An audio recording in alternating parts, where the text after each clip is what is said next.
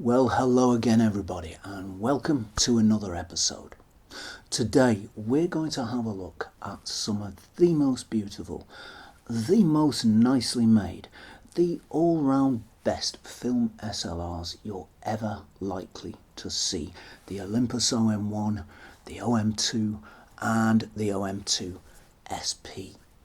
These are very beautiful little machines. They have that classic SLR design. They're very simple to operate. They're very rugged and long lasting, and they're also affordable. So you can find one of these cameras from around about 150 to 200 pounds with a lens, possibly less than that. Prices do fluctuate quite a bit, but given the amount of engineering in these cameras, given the quality of these cameras, that's great value. And whether you've shot film before or whether you're looking to shoot your first roll, any of the OM single digit cameras is a great place to start. So let's begin with the camera that started it all, the original OM camera, the OM1. This camera was introduced in 1972, and at that time it was state of the art. It's an all mechanical camera. There are no electronics at all apart from those which power the light meter, and those are very simple. If your light meter goes wrong, you can still use this camera because it's an all manual camera, so there isn't really that much electronics to go wrong. The layout of these cameras is a little different to the standard layout that you might find on an SLR of the period. So if I show you the top deck, you can see that where the shutter speed dial would usually be, there is in fact a film speed selection dial which you turn by pushing in this little catch here and then turning to the right speed. We've got the film advance lever over here in the conventional spot, shutter release in the conventional spot. Shutter speed selector is around this dial here, concentric with the lens mount. So there is a tab here and another one on the other side. So you just grasp it between your finger and your thumb and you turn it. When I'm actually shooting these cameras, I use my left hand to change the shutter and aperture settings, and right hand for everything else. So the layout is a little bit unusual, as you can see, but it's not that difficult, and it does become second nature with practice. I found it a little awkward at first, but it really does very soon. You do become used to it, and I never found it a particular problem. Features this camera has, well, it does have a switch, and it's an on-off switch, and that's pretty much all the switching you get. So on, the meter is on, and off, the meter is off. It doesn't actually do anything to the camera itself, it just turns the meter on and off. What else do we have? We have a film counter here on this side, usual place. We have a self timer on the front. This is a mechanical style self timer, so just move that little lever at the top to start it going.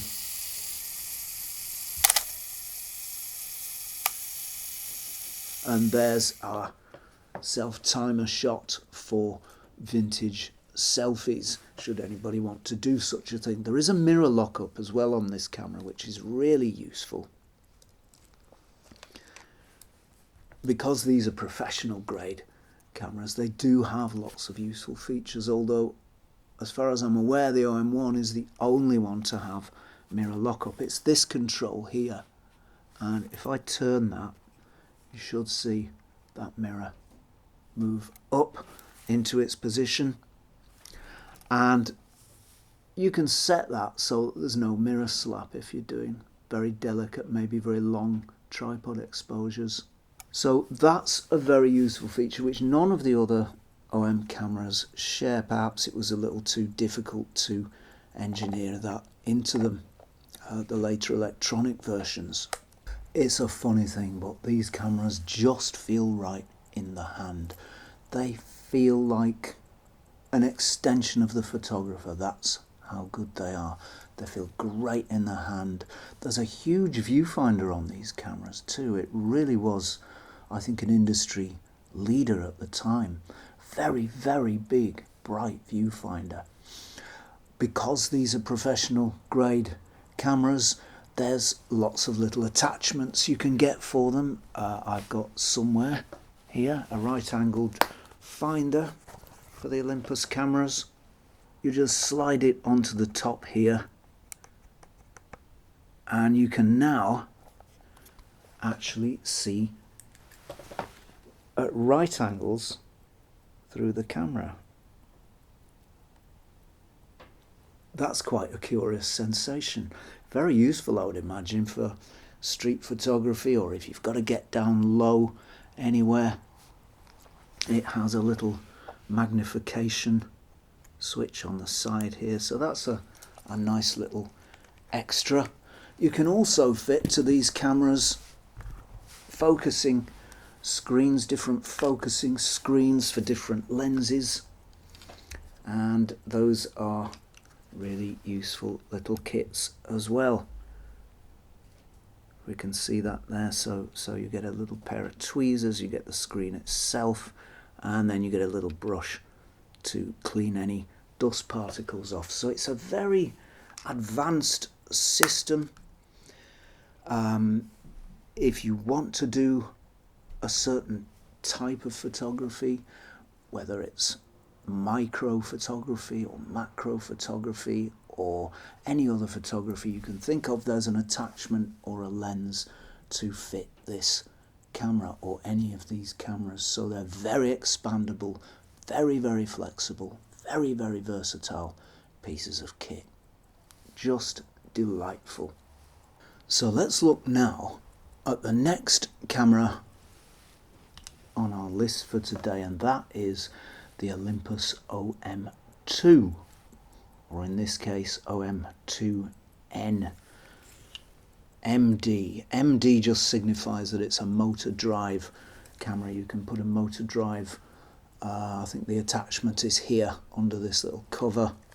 I'm not sure if the OM1 is, yeah, this is an early OM1 without the motor drive attachment, but this OM2 has this space for the motor drive attachment.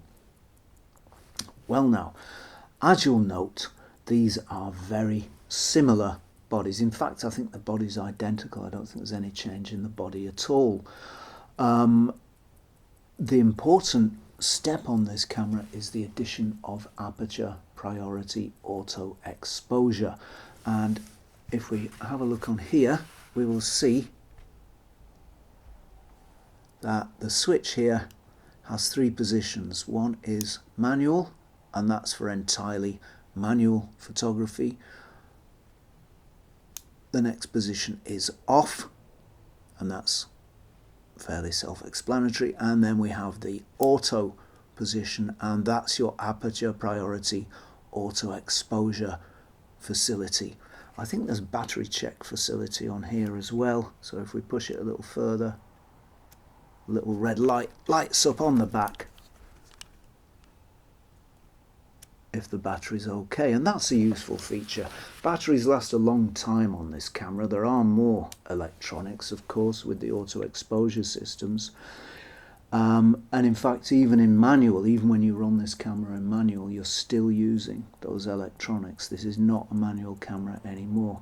In fact, I think if we operate one of the slow speeds, you'll notice that, whoops, let's switch it on. You'll notice that there's no clockwork sound. So this is not a mechanical camera. This is an electronic camera, or possibly a bit of a hybrid. I'm not too sure on the details, but there's a lot more electronics in here than there is in here. And I think it's a better camera for it. I do like aperture priority auto exposure. Some of these early systems are not absolutely perfect, and this is not perfect either, but it does pretty well most of the time, and it exposes pretty nicely for most of the time. If we look at the top deck, we will see there's a slight difference in layout. Where we had the film speed selector on the OM1, we now have an exposure compensation dial. And the film speed selector is actually set on the same dial, but in this little window here, by lifting that dial and turning it to the right film speed setting, and you then turn back your exposure comp to neutral. So that's one of the minor differences, one of the small layout differences between this camera and the OM1. It still has the self timer here, still has the film rewind control here, but no mirror lockup on this one. The mirror lockup position on the OM1 is empty on the OM2. It's not a great loss, but it is nevertheless a loss. These cameras don't have a permanently attached hot shoe, as you can see on the OM1 here. I've actually taken this one off because what happens with these is they're made of plastic, they get old and they get brittle and they crack and break and fall off. Not really the camera's finest design point. I can understand why it was done, because you don't always want to be shooting with flash, and one of the great points of the OM system was how small it was. So I can see clearly why it was done, but 40 years later that plastic is really becoming quite brittle. So I would suggest never use these cameras with a flash, or if you do, don't mount it on one of these shoes because they'll break. And also when you're putting them back on, don't tighten them up too tight, only put them just about gripping, otherwise the plastic will crack. You can see that the camera has two electronic contacts on the top there at this position, and you'll also notice that the adapter has, I don't know if you can see it there, but there are two tiny steel contacts just in front of my fingers, and they go onto the camera and into those points. And what we do then is we just screw it back on very, very gently, otherwise it will snap and it will break. But a really, really nice camera. Again, it just feels right in the hand. Again, it's beautifully made. Just a lovely, lovely SLR. And so we come to the final camera on our list today. This is the Olympus OM2 SP.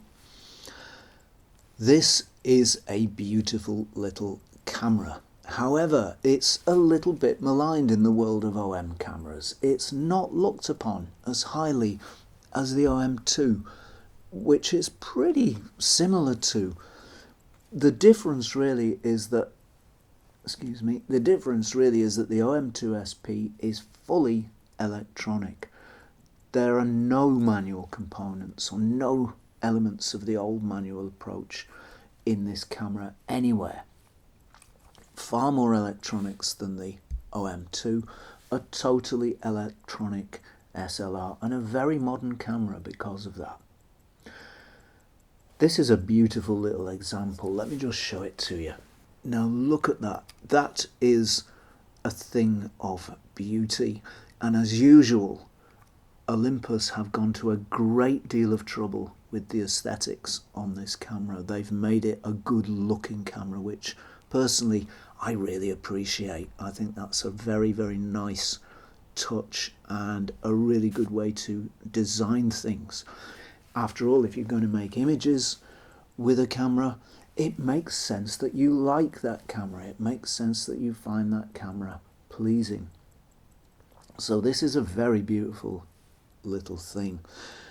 There are some important differences though to the OM2, because although it does much the same, it does it in a rather different way. As I say, it's all electronic. So detailed differences are, this camera has a little window here to let light into the exposure system. The self-timer is now electronic rather than manual. The switch on the left hand side here again has 3 positions, but there is no off position. So we've got manual, we've got auto, we've got program, and we've then got the battery check position, same as in the OM2. Now program exposure mode means that the camera selects both the shutter speed and the aperture for you. It's the simplest way of using this camera. Auto, if we turn it to the auto position, we get aperture priority auto exposure, just the same as on the OM2. And if we turn it to manual, or manual / spot, we get a manual setting in the same way as the OM2. But as I said earlier, there's no off position on this camera, and that is one of the reasons that it's not liked quite as much as the OM2. Because there's no off position, the batteries in this camera last a maximum of 6 to 8 months rather than the 5 years that the OM2 lasts for. Personally, I don't see that as a particular handicap. A couple of SR44s, those are the silver oxide version rather than the alkali version that this camera needs. A couple of SR44s cost about £3 or £4. That's not a huge expense every few months. So personally, I don't see a problem. I've been out and about shooting this camera recently, and it's a beautiful little piece of kit. It's worked well, it's proved reliable, I've not had any trouble with it, I've not had the least problem with it. It's done everything I've asked it to do, and it's done it really nicely. So I think this is a really nice camera, and I don't think the battery issue should really worry anybody. After all, the OM3, which is an extremely expensive camera now, and the OM4, which is quite a bit more expensive than these, share that same system. So, you know, those cameras are sought after, and I see no reason why this one shouldn't be too.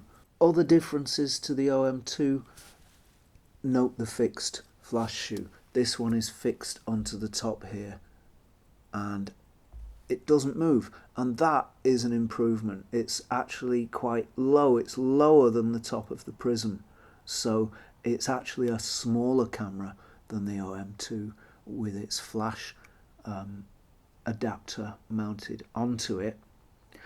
Other differences, the rewind control, rather than being on the front here as it was on the older OMs, is actually here. So you just push this little button down. You'll see that the exposure compensation control is exactly the same as the OM2, as is the film speed setting. The rewind crank is in the same position, and this is really, to all intents and purposes, very, very similar to this OM2 here, and I've no hesitation in pronouncing this a very, very high quality little camera indeed, and a very worthy member of the OM range. Olympus, as usual, have gone to a great deal of trouble with aesthetics on this camera. Let me just unlock it from the B position. It's in the B position because I'm told, or rumour has it on the internet, that that's a good way to preserve the life of your batteries. So look at those colours on there. Blue colours for the fractions of speeds, and for the slow speeds also. red for the mechanical speeds, the 1/60th mechanical speed, and B. I mentioned the 1/60th of a second shutter speed. That's a mechanical setting which the OM2 doesn't have. So if you do run out of batteries, and Olympus seemed to have known that you may well run out of batteries, there is a 1/60th mechanical speed which you have to press. There's a very tiny button right on this corner of the lens mount, and you have to press that before you can turn to 60th. But once you do, you then have a fully manual speed to use if your batteries die. Now, because this camera isn't quite so sought after as some of the OM models, that's great for us because it means it's cheaper. And whereas the OM2 and the OM1 go for around about £150 to £200 with a lens, that's for a good copy of course, these cameras can be found for between £100 to £150 with a lens.